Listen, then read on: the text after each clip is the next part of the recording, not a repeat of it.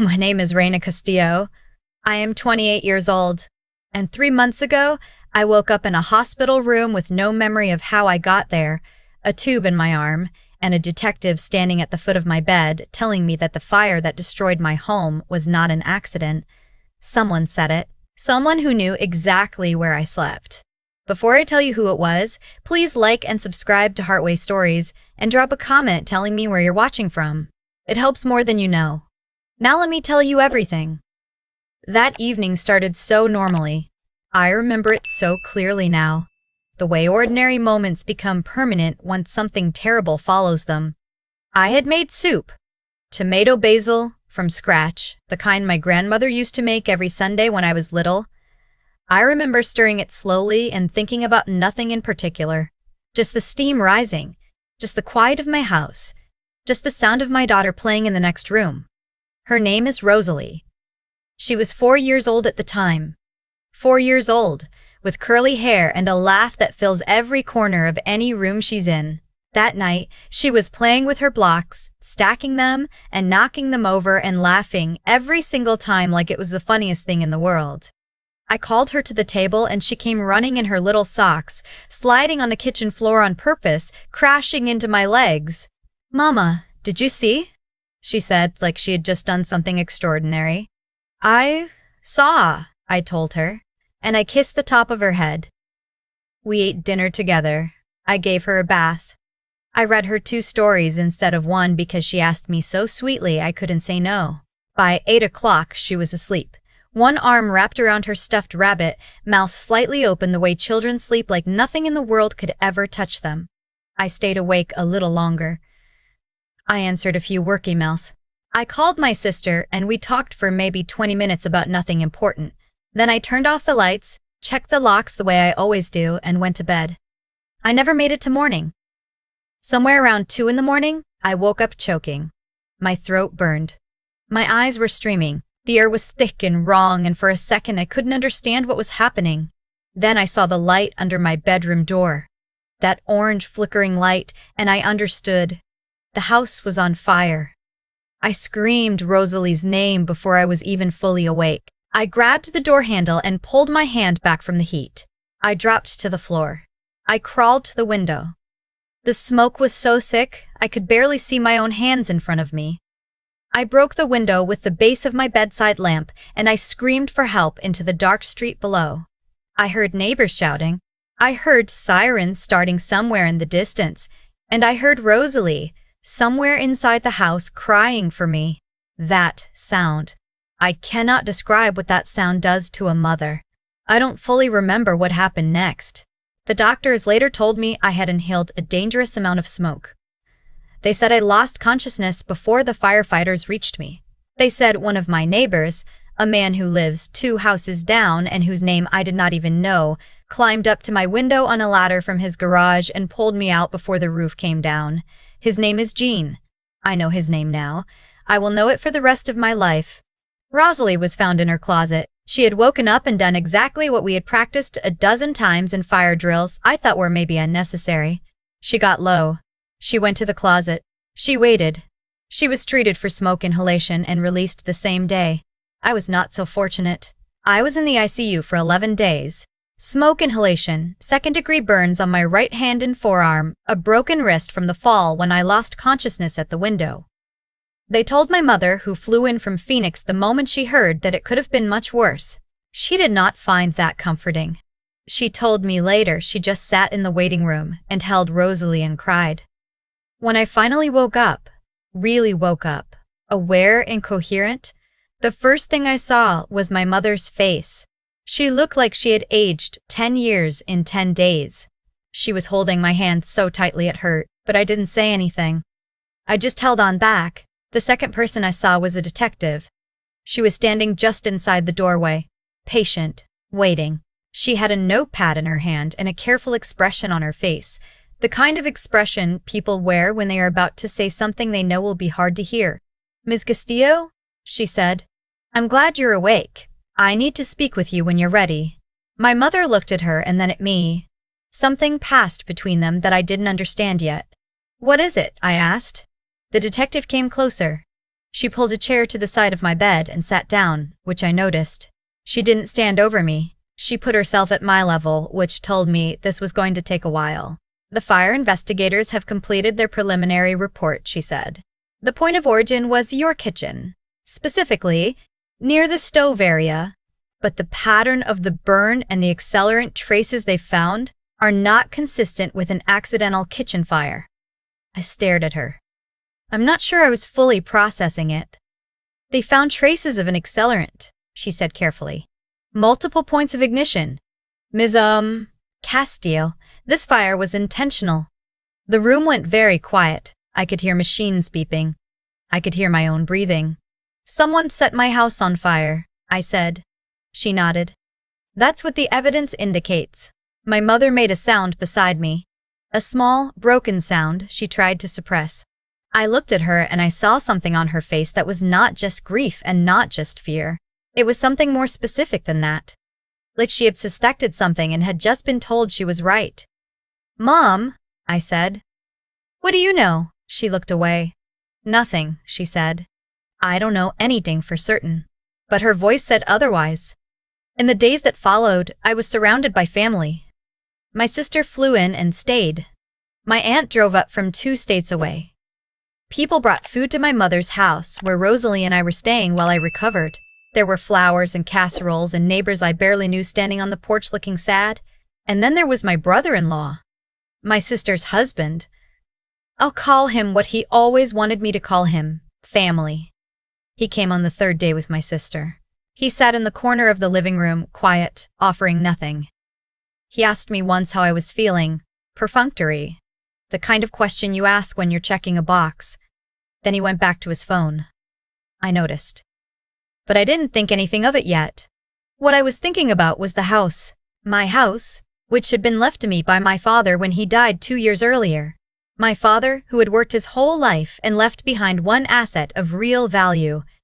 That house, fully paid off, in a neighborhood that had been appreciating steadily for years. An appraiser had recently valued it at close to $400,000. My father's will had been very specific. The house went to me, not to my sister. Not split between us, to me, because I was the one who had moved back to help him in his final years, who had been his caretaker, who had rearranged my entire life to be there for him. My sister had understood. At least I believed she had. She had told me she understood. But I was beginning to wonder what her husband had told her behind closed doors. The detective, whose name was Detective Ruiz, came to see me again at my mother's house about a week after I was released. She sat across from me at the kitchen table and laid out what they had found. The accelerant was a common lighter fluid, the kind you can buy anywhere. The fire had been set at 2 points, the kitchen and the base of the hallway leading to the bedrooms. Both points chosen deliberately. The hallway point, specifically, was what had made the fire so dangerous. It cut off the most direct escape route. Whoever did this knew the layout of your home, Detective Ruiz said. That sentence landed like a stone in still water. Whoever did this knew the layout of your home. That eliminated strangers. That meant someone who had been inside my house. Someone who knew where the bedrooms were. Someone who knew that the hallway was the only way out from the back of the house. I thought about everyone who had been inside my home in the past year. Friends, co-workers, family. And I kept coming back to one person who had been there just 3 weeks before the fire, who had come over for what I thought was a casual dinner, who had walked through every room while I showed him the renovation I had done to the bathroom, who had stood in my kitchen and said, with an odd smile I hadn't thought much about at the time, "This place must be worth a fortune now." My brother-in-law. But I didn't say it out loud yet, because I couldn't believe it, because my sister loved him, because Rosalie called him uncle, because the idea that someone in my family had tried to burn me alive in my own home while my 4-year-old daughter was asleep down the hall was something my mind kept trying to reject. I started paying attention differently. I noticed how he never quite met my eyes when we were in the same room. I noticed how he changed the subject whenever anyone mentioned the investigation. I noticed that the one time Detective Ruiz's name came up at dinner, he stood up and went to get a glass of water he didn't drink. I noticed my sister watching me notice him, and I noticed that she looked afraid, 2 weeks after I came home from the hospital, my sister called me. It was late, close to 11, and her voice was strange. Flat and tightly controlled, the way voices sound when someone is trying very hard not to cry. "Can you meet me tomorrow?" she said. Just us. Not at Mom's. We met at a coffee shop across town. She was already there when I arrived, both hands wrapped around a mug, eyes red. I sat down across from her and waited. She didn't speak for almost a full minute. She just looked at me.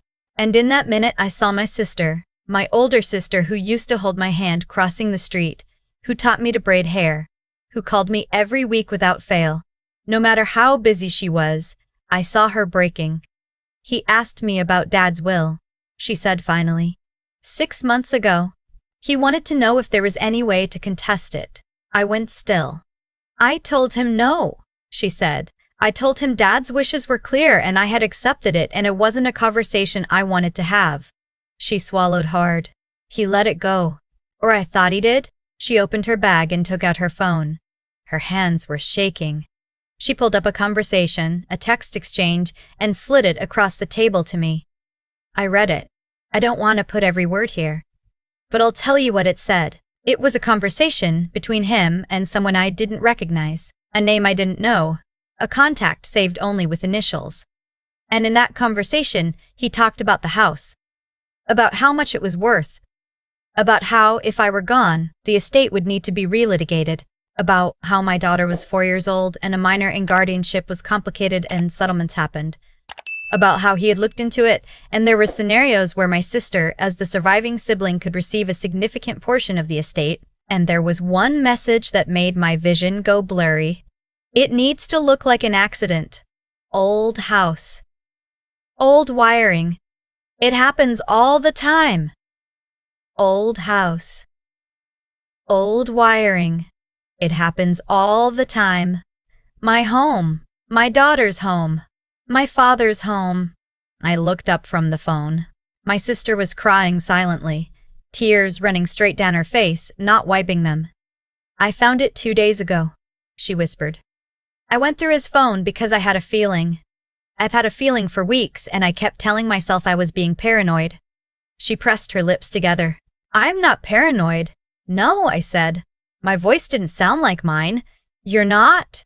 "He didn't do it alone," she said. "That contact in his phone. I looked up the number. It belongs to someone he knows from work. I think that's who actually did it. I think he paid someone." I reached across the table and took my sister's hands. They were ice cold. We sat like that for a long moment, just holding on. "I need to give this to Detective Ruiz," I said. My sister nodded. She had already made copies. She had already done what I would have done, already thought 3 steps ahead, already known what had to happen even though it was going to destroy the life she had built. "I know," she said. "I know." We went to the police together that afternoon. My sister handed over her phone, gave a full statement, and told them everything she knew. Detective Ruiz listened without interrupting, taking careful notes, her expression unreadable but her eyes sharp and focused. Within 48 hours, they had enough. My brother-in-law was arrested on a Thursday morning. The man he had paid, the one with only initials in the phone, was arrested the same afternoon 2 towns over. He had a record. He had done things like this before, though never something this extreme, and when he understood the full weight of what he was facing, he cooperated completely. He confirmed everything. Gave times, gave details, gave the exact amount of money that had changed hands. My brother-in-law had paid someone $3,000 to burn down my house with me and my daughter inside it. $3,000? That was what he thought our lives were worth. When I heard that number, I went somewhere very far inside myself and stayed there for a while. $3,000, less than a week's rent in some cities, less than the cost of the bathroom renovation I had just finished. I had once, at Christmas, given my sister and him a gift card to a restaurant that cost more than that. I sat with that for a long time. My sister filed for divorce the same week. She stayed at my mother's house with us for a while, sleeping in the room across from Rosalie's. And some mornings, I would wake up early and find her in the kitchen making coffee, just standing there in the quiet, staring at nothing. I never knew what to say on those mornings. I would just pour myself a cup and stand next to her, and we would be quiet together. That was enough, I think. That was what we had. The trial took several months. I am not going to walk you through every day of it because I lived every day of it, and some things you carry but you don't put on display. What I will tell you is this: the evidence was overwhelming. The text messages, the financial records showing the transfer of money, the testimony of the man he had hired, who described everything in detail, who described my brother-in-law handing him a photograph of my house, a photograph of my street, and circling the kitchen window. He had circled my kitchen window in pen. My brother-in-law was convicted of arson, conspiracy to commit murder, and attempted murder. He was sentenced to 22 years in prison without the possibility of parole for 8. The man he hired received 17 years. I sat in that courtroom and I heard those sentences and I felt something I don't have a clean word for. Not relief, exactly. Not happiness. Something quieter and heavier, like a door closing on a room you will never go back into. Rosalie didn't understand most of what happened. She's 5 now.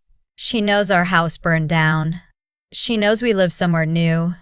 She knows that uncle doesn't come to family things anymore. And when she asked me once why, I told her that sometimes people make choices that mean they can't be around the people they love. She seemed to accept that. Children often accept difficult truths more easily than we expect, because they haven't yet learned that some truths are supposed to be too big to hold. I have a new house now. Smaller than the old one, but mine. I have a front porch with a rocking chair and a small yard where Rosalie has decided she is going to grow tomatoes, though we have not yet successfully grown any tomatoes. She waters the dirt anyway. Every evening, patient and certain. My father's house is gone. That is the loss I grieve separately from everything else. The house where he taught me to ride a bike. The kitchen where he made coffee every morning for 30 years. The front steps where he used to sit in the evening and wave at neighbors passing by. That is gone. Fire does not care about memory. Fire does not care what a house means. But I'm still here. My sister is still here. Rosalie is still here. And Jean, the neighbor I didn't know, who climbed a ladder in the middle of the night and pulled me out of a burning window, I brought him dinner last month. Nothing fancy, just soup. Tomato basil from scratch, the kind my grandmother used to make. He said it was the best thing he had ever eaten. I think he was being kind, but I think he also understood that I needed to make it, that I needed to stand at a stove again and make something ordinary and good and hand it to someone and have them receive it. Some things you reclaim in small ways. A soup. A rocking chair. A patch of dirt that might someday grow tomatoes. My brother-in-law thought that what I had could be taken from me. He thought that the house was the thing that mattered. He thought that with the house gone and me gone, there would be something left to claim. He was wrong. There was never anything to claim. The thing he wanted was never the house. It was what the house represented: stability, family. A father's love made permanent in wooden walls. And you cannot burn that. You cannot pay someone $3,000 to burn what a father leaves behind in his daughter. It doesn't work that way. I know that now. I knew it before, I think. I just needed to survive long enough to remember it. I think about cause and consequence a lot now. Not in an abstract way, not the way you think about it in a classroom. In a very physical, very real way. Like, my brother-in-law made a choice, and that choice had a weight to it that he couldn't have fully measured when he made it. He thought he was solving a problem. He thought he was acquiring something. What he actually did was set in motion a chain of events that ended with him in a courtroom, sentenced to 22 years while I sat on the other side of the room still breathing. Actions don't disappear. That's the thing I keep coming back to. They don't evaporate after they're done. They travel forward in time and they land somewhere, on someone, and eventually they land back on the person who started them. He lit a match and thought he was taking something from me. What he took from himself was everything. I spent a lot of time in the months after the trial, asking myself why I didn't see it coming. I replayed that dinner, the one where he walked through my house and said it must be worth a fortune now. And I asked myself what I missed, but I've stopped doing that. Not because the question isn't worth asking, but because the honest answer is, I trusted him. And trusting someone who turned out to be untrustworthy is not the same thing as being foolish. It just means I was paying attention to the wrong signals. I was looking at what people said instead of what they wanted. That's what I've tried to carry forward. Not suspicion, because suspicion is exhausting and it poisons everything good. But clarity, the ability to look at a situation and ask, what does this person stand to gain? What are they not saying?